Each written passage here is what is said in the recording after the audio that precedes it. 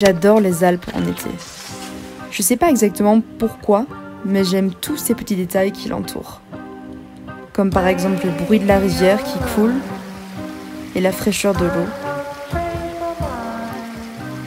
Le bruit des cloches de vaches qu'on entend depuis les hauteurs. Et puis les vaches en elles-mêmes qui te fixent pendant de longues secondes. Les étendues de fleurs par milliers, des jaunes, des blanches, des mauves. Enfin bref. Allons boire un café.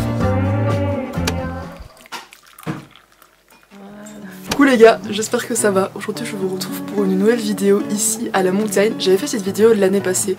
On était venus exactement au même endroit dans les Alpes. Mais aujourd'hui je vous retrouve pour passer une journée ensemble, visiblement dans la nature. Je sais pas exactement ce qu'on va faire aujourd'hui. Je pense qu'on va aller se balader dans la montagne. On va sûrement faire des balades entre la Suisse et la France parce qu'on est vraiment à la frontière en fait. Donc voilà, je vais un peu vous emmener dans cette journée avec moi. J'espère que ça va te plaire. Et c'est parti. Voilà la balade qu'on fait. Morzinette par les grandes chutes.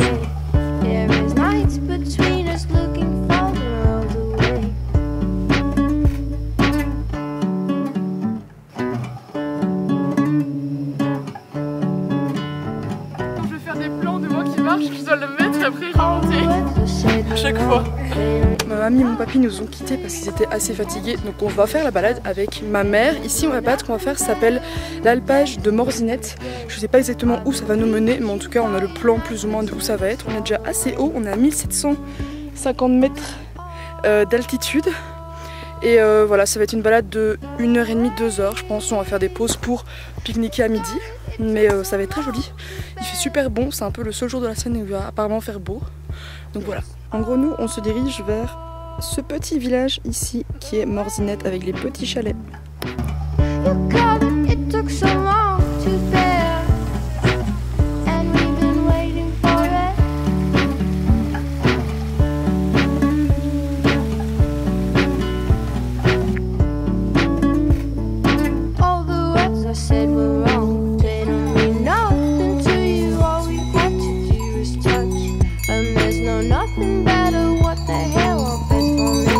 Bon, nous sommes arrivés à destination à Morzinette, c'est un petit village, j'ai l'impression qu'il est abandonné, en tout cas les cabanes sont fermées.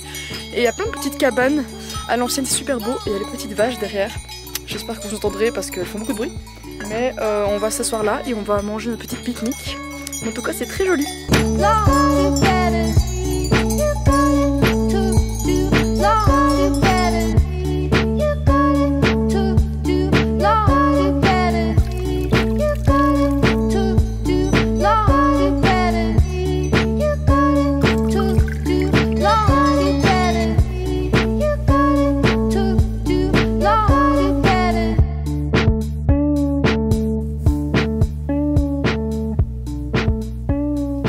Bon, on vient de luncher en haut du petit village et là on redescend le chemin de forêt pour arriver en fait au téléphérique. Après on va reprendre le téléphérique et ça va nous ramener à notre ville.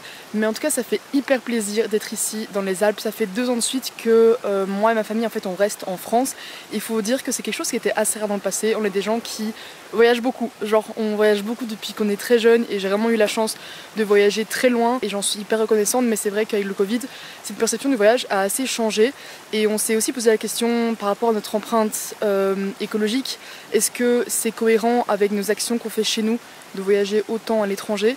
Et donc du coup, merci au Covid, mais grâce à ça, ça a vraiment remis en question notre manière de voyager. Et du coup, on essaie vraiment de partir beaucoup plus en France. Et en fait, on se rend compte qu'il y a tellement de belles choses ici en France. Vraiment, les Alpes, c'est incroyable. La Bretagne, c'est incroyable. J'y vais aussi depuis 2 ans. Et du coup, ouais, faut dire que le Covid, ça a vraiment beaucoup changé notre manière de voyager. Et ça fait trop plaisir. Mais en tout cas, je vous conseille vraiment les Alpes. Genre, c'est magnifique, c'est hyper apaisant. Il y a tellement de choses que j'aime dans les Alpes. Mais bref, on va prendre le téléphérique et je vous retrouve ce soir.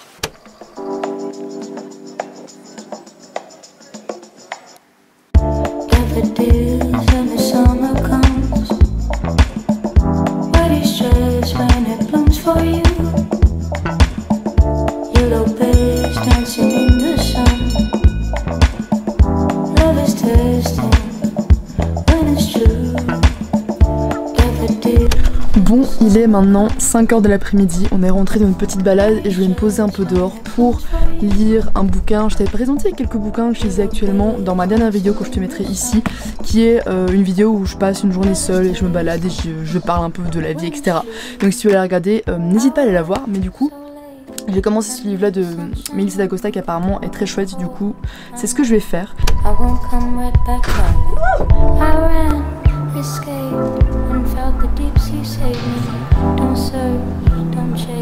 Pas un petit truc de bobo ou de, je sais pas, de hippie, d'essayer de trouver la sérénité intérieure. On parle de quelque chose qui est de l'ordre de la survie. La survie d'espèce, de la survie psychique, de la santé mentale. Donc je pense que c'est vraiment des trucs à prendre au sérieux.